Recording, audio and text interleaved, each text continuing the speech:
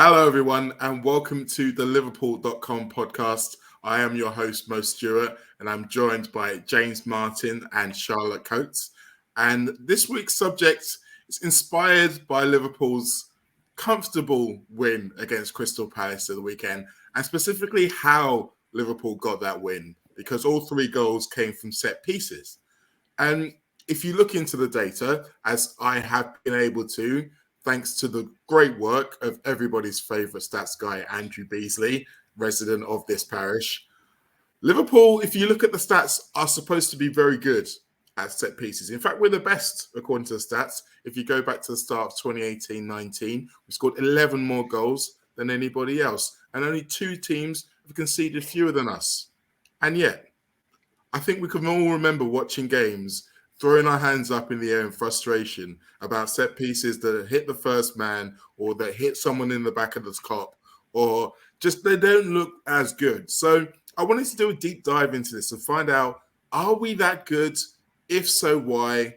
And can we get better? So, James, I want to start with you by kind of setting the table in terms of set pieces, because set pieces themselves, they've got a little bit of a strange relationship with a lot of fans. I mean, they are the kind of thing that everybody does.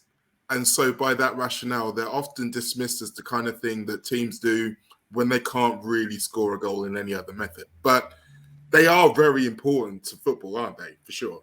Oh, yeah, 100%. There's definitely some misunderstandings around them as well. Like, there's so many people who, like you were talking about, when it hits the first man, like the instinct is to be frustrated by it. But that it's reached a point where people getting annoyed by it now annoys me, because it's just like, when it hits the first man, it's because it's close to being the perfect set piece. Like, you want to get it right in that area just past the first man. So it's not like they can't float one into the middle. It's just that the ideal corner is kind of, it's in quickly towards the front post for someone to get that flick on. So, yeah, it is one of the kind of more maligned areas of the sport, if you like. There's people like to be annoyed about them or write them off when, as we'll see when we dive into to Andrew's stats, there's definitely big benefits to be reaped from them. It's a tricky one, because it does feel like it's the last resort, but especially when you're as dominant a team as Liverpool, likely to have a lot of the ball, be pushing forward, you're going to get a lot of them. So it just makes sense to focus on them, to find ways of making the most of them. And there's no shame in it. It's not. I mean, they all count the same, don't they? It's the old cliche, but yeah, I mean, a goal's a goal, and when you have that many set pieces, you've got to find a way to capitalise. I mean, they were good enough for Liverpool on Saturday, Charlotte, weren't they? And James makes a really good point. There are going to be lots of times where teams come to frustrate Liverpool, and maybe we're not going to be able to be at our best every single week. So in those games, if we can be good at the good things, the marginal gains, as they call it, then it really can make a difference in turning some of those 1 points into 3 points over the course of a season.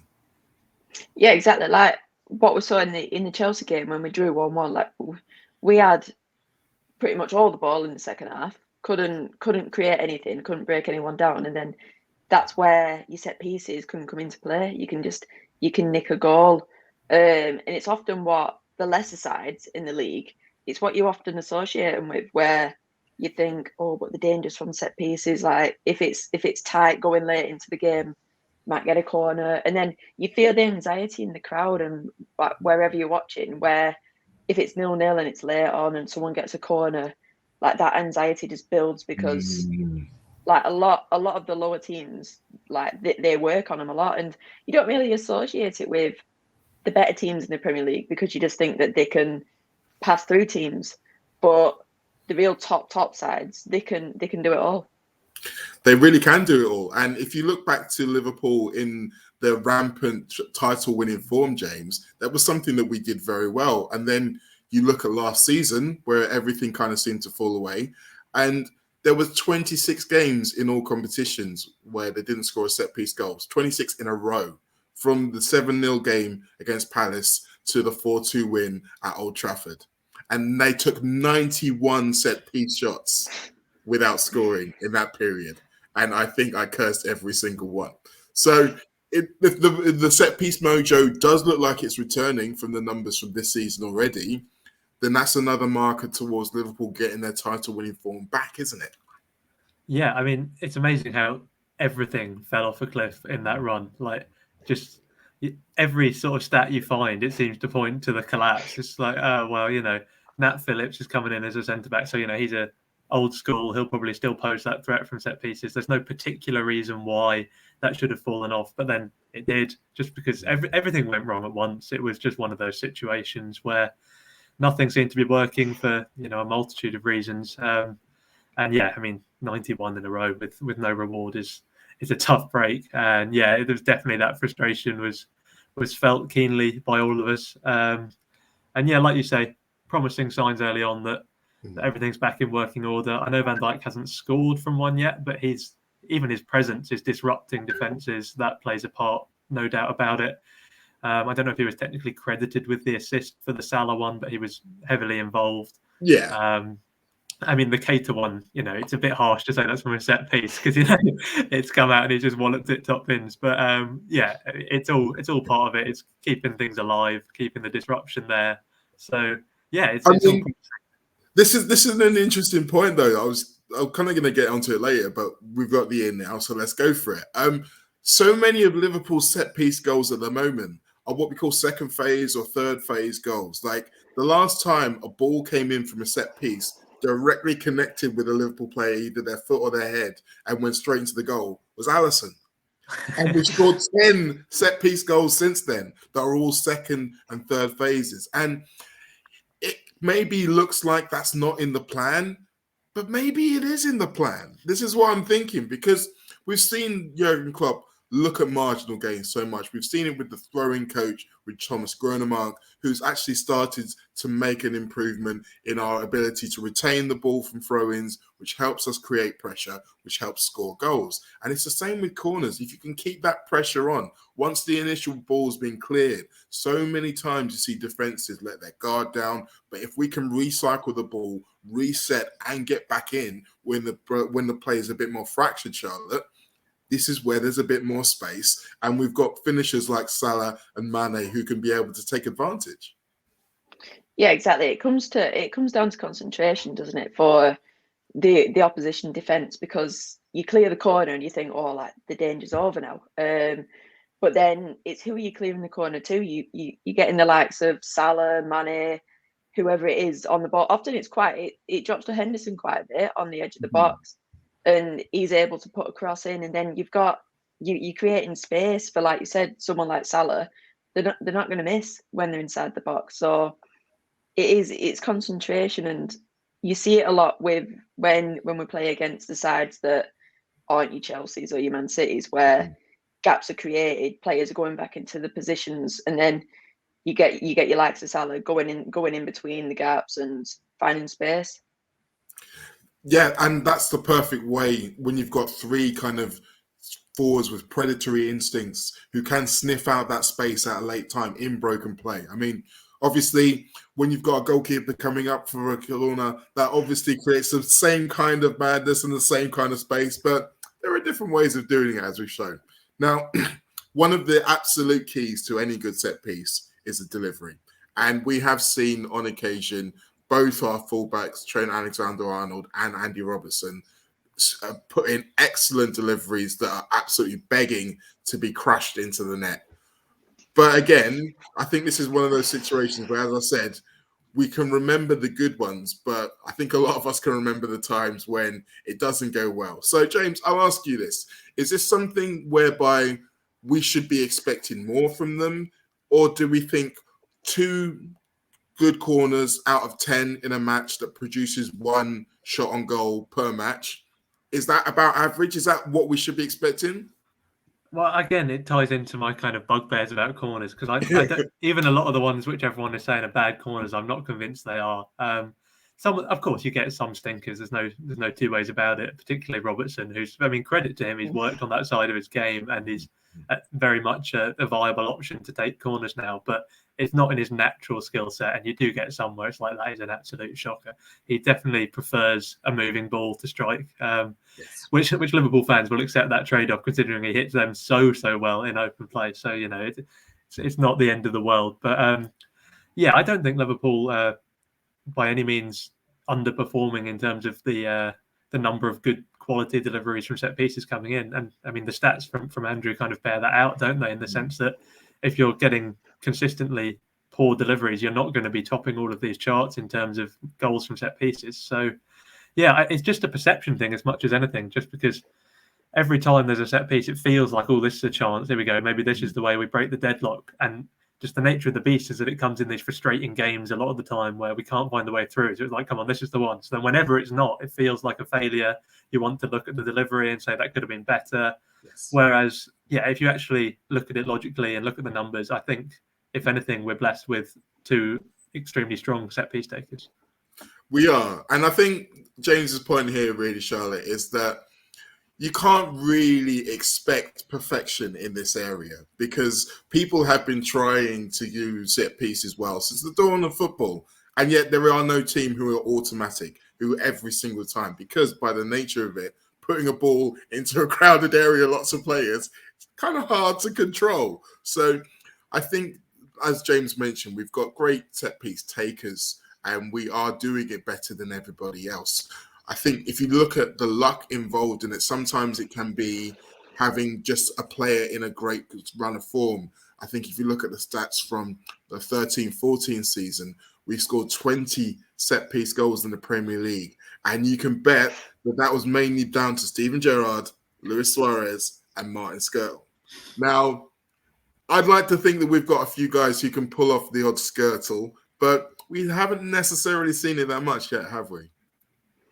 No, yeah, I was thinking about that earlier with when you mentioned set piece delivery, and obviously, I think maybe they come in for a bit of criticism because we had Gerrard in the past where his delivery it was ridiculous, weren't it? Like I can't seem to be everyone was just on the spot. So yeah, it is unfair criticism that really, but yeah, it's tough. Even with Van Dijk, where he's so big and he's such a presence, but it's hard.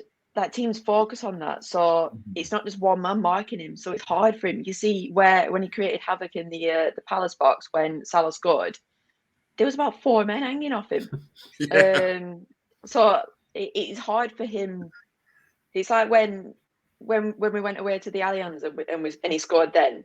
Like he's got Max Hummels hanging off him. He's got someone else, but the delivery's spot on. So obviously, if it's like that, when he can get up and he can tower above everyone, but it can't always happen. So if he's able to just disrupt it a little bit and then it drops in the box, then anything can happen.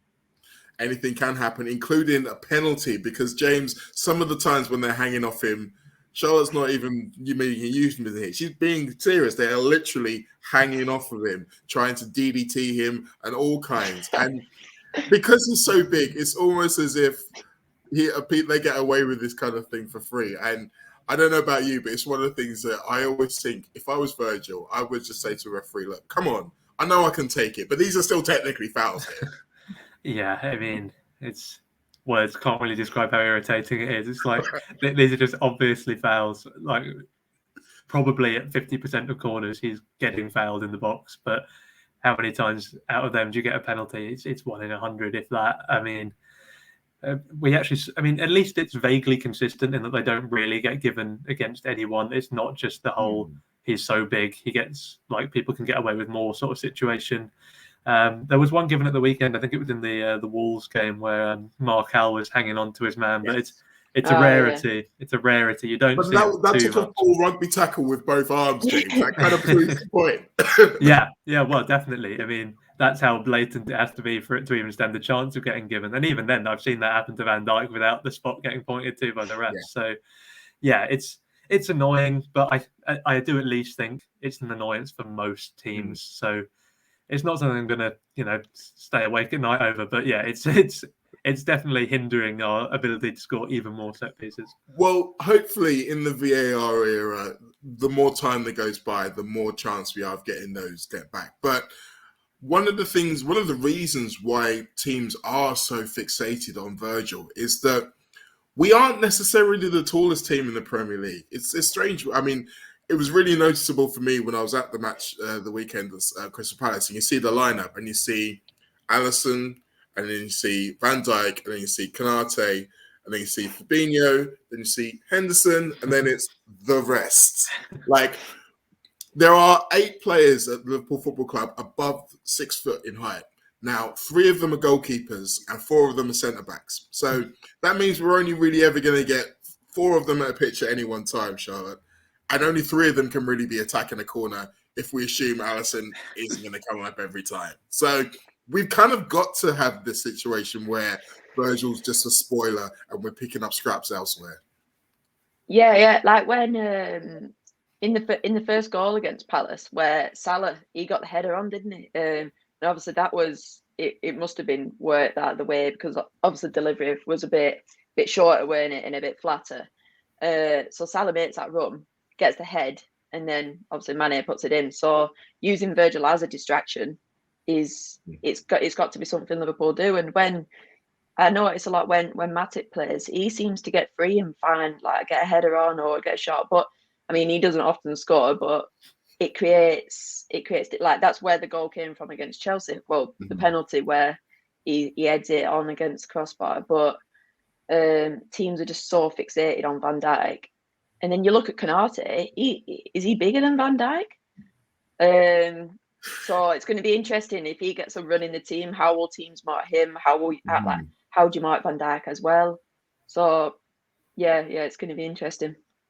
Sorry, Mike. Like, just to briefly jump on that point about the first goal with the Salah flick on for Mane, I think that's the perfect illustration of what I was getting at earlier as well, in the sense that if that had been cleared away at the near post, which it could have been, everyone's going to be bemoaning the corner and say that's a terrible delivery. What you're doing, but then when it works, that's what happens. It can lead to the goal. So, sorry, just pushing that agenda there. Oh no. Honestly, you push it as far as you have. I mean, so far in the podcast weeks, most of your hot takes have kind of gone a little bit lukewarm.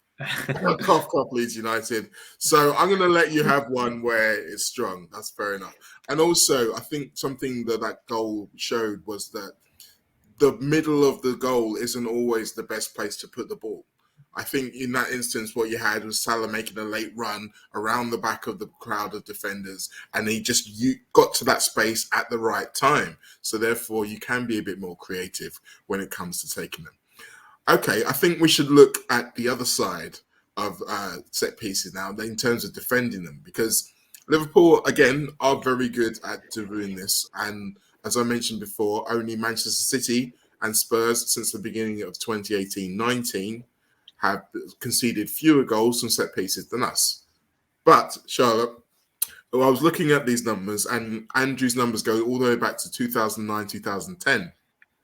And there's a very distinct line. It's not so much AD and BC as BVVD. Every season before the arrival of Virgil van Dijk, we've conceded in double figures goals from set pieces. The only season we've conceded double figures of set pieces since was the season where he missed most of the game. So I think as much as they can say a lot about what contributes to their offensive work, I think defensively it's kind of staring us all in the face, isn't it? Yeah, definitely. I mean, I remember before we signed him, every time we had a corner against us, I was thinking, well, it just wasn't very nice to watch, was it? Because you just expected it to go in. But now they get a corner and Van Dijk's there, and you just feel this assurance that he's going to get his head to it somehow.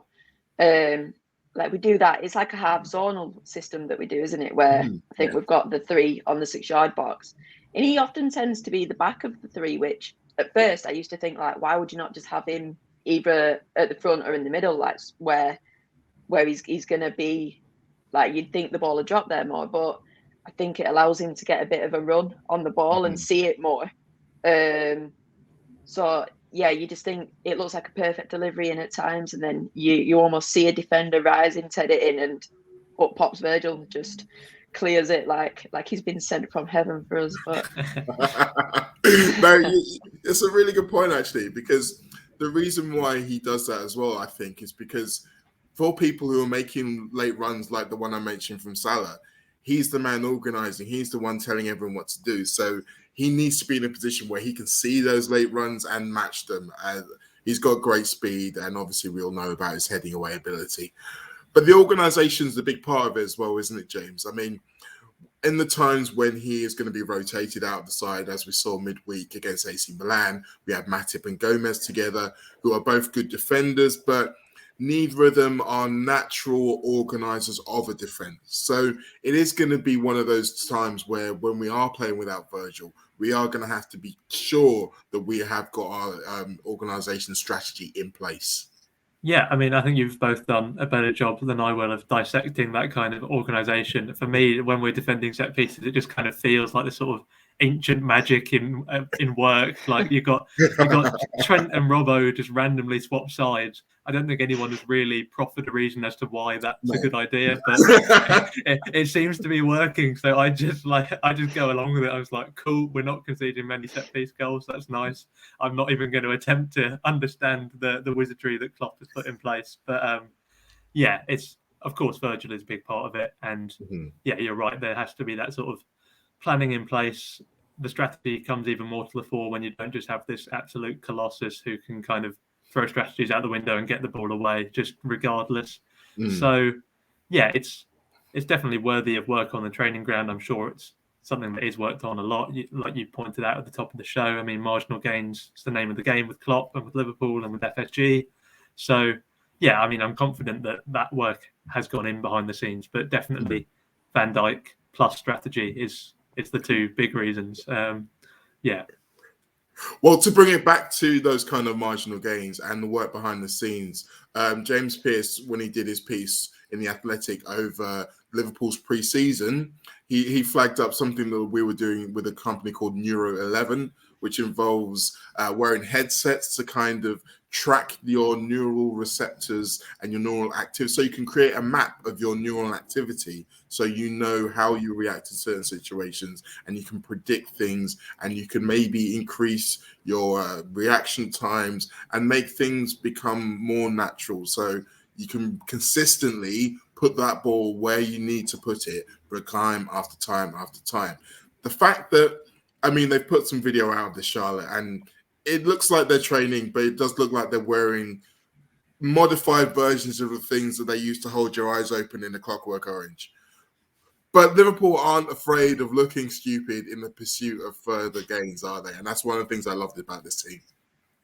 No. And I remember a couple, it might have been not last pre-season, the one before that, where they had a surfer in, didn't they? And they were like holding their breath underwater and all that sort of stuff. And like obviously you're going through pressurized moments there. So just being able to, like, we don't have the spending power of a Man City or a Chelsea. Can't go out and spend 100 million on one player. So doing these little things, if Klopp thinks it's going to work, then why not? Like, the players all seem to engage fully in it and they all want to improve. So if someone like Jurgen Klopp's telling you, oh, this is going to work, it's going to make you better, then you're going to put your all into it. And that's a really good point, actually, about the buy-in, isn't it, James? Because you can see maybe in some other hands or some other managers or some other squads even, they would kind of turn up their nose at this kind of thing. But everybody in that Liverpool dressing room seems to be absolutely obsessed with finding any possible advantage they can. Yeah, I mean, Danny Murphy's head is exploding somewhere, I'm sure. But yeah, 100%. Like, there's different things at work. You need Klopp to be on board. You need to get the right people in, and you need the players to buy into it. Yeah, it's so many different things that work together, and Liverpool have it all really in that regard. It's such a driven squad. It can almost go under the radar because obviously you had all of the worst title defense ever, all of that nonsense, but that just because it felt like they won the league and then it fell apart, but there were just so many other factors. And I think the more salient thing to look at is how they won the Champions League and they went straight back again and won the league. Like that tells you more about the mentality at play. There's no satisfaction. Well, of course there is some satisfaction, but it's not like we are satisfied, we're done. We've achieved what we want to do. Like, they want to go again and go again. And it almost doesn't matter what's driving that. Like, for some people, there's going to be individual honours at play. Like, Salah's a team player. It's a misconception to say he's not. But, of course, he's chasing these individual records as well. He wants a golden boot every year. He's hit the 100 club now, but I'm sure that's been in the back of his mind for a while.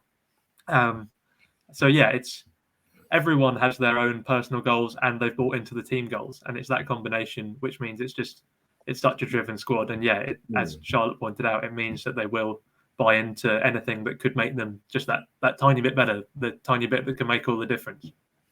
And that's the perfect scenario, isn't it? Like, personal goals and team goals aligning. It doesn't always have to be an either or.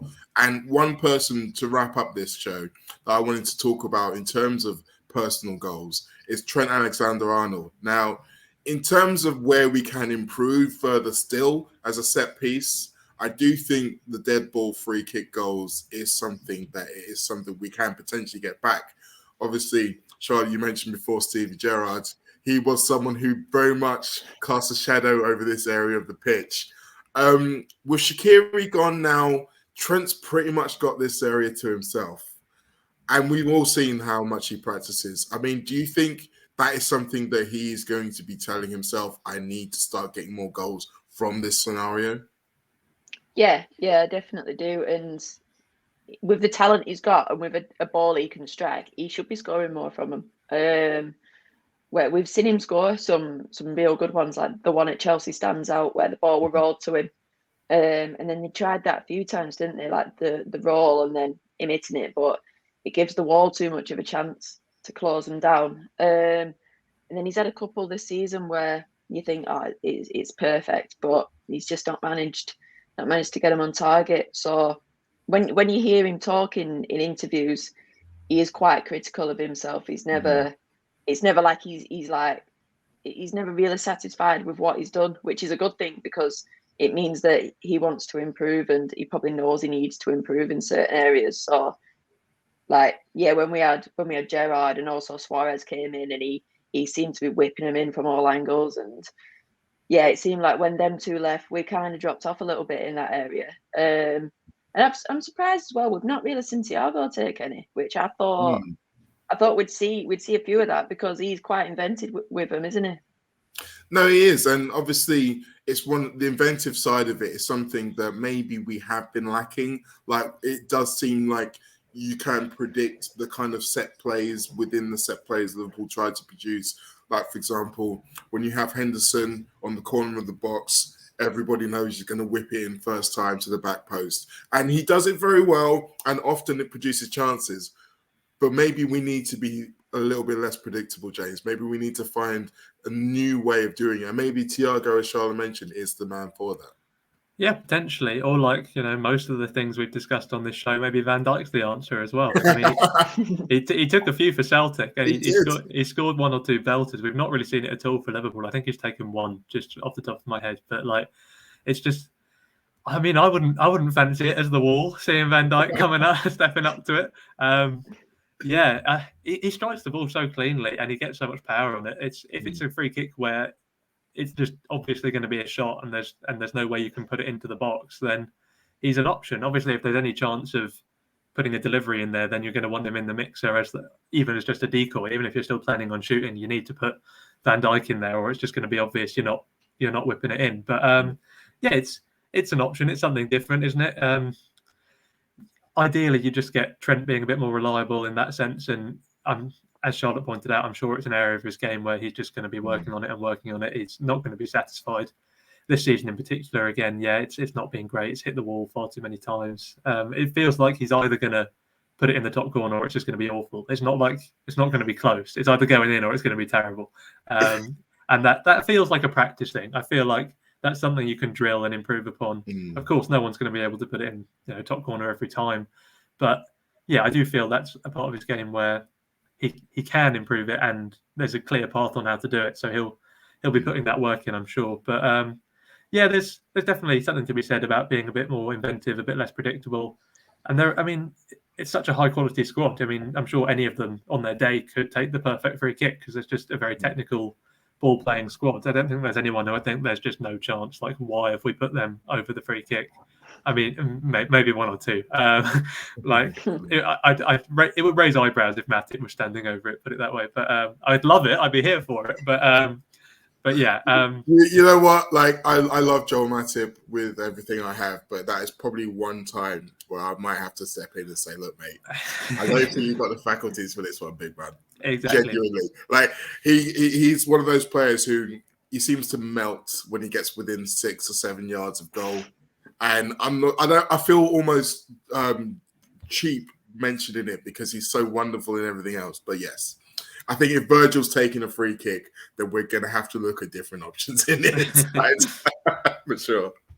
But this is almost the perfect scenario, the way we've discussed it over the last half an hour. This is something that Liverpool do better than every other team in the league, and yet there is still so much room for improvement. I think it's one of those things that we can potentially get excited about, especially, as I mentioned at the top of the show, if being great at set pieces really is the title indicator it has been over the last 2 years. I want to give another shout out to Andrew Beasley. Please read everything he writes. Find him on Twitter, Basetuned to Red. Sorry, Basetuned to Dead. I always get that mixed up. But I think it is red. Is it red? Like it's red. I feel like it's red. You know what? I can literally look right now.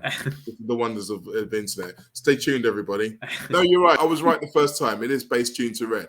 Now, the reason why I get confused is because it's named after a Super Furry Animals song, of which he and I are both very much fans. So, there you go. Lots of homework for you. Check out Super Furry Animals. Find Andrew Beasley on Twitter. And watch Liverpool score plenty of set-piece goals and hopefully lift the trophy. James, Charlotte, thank you as ever.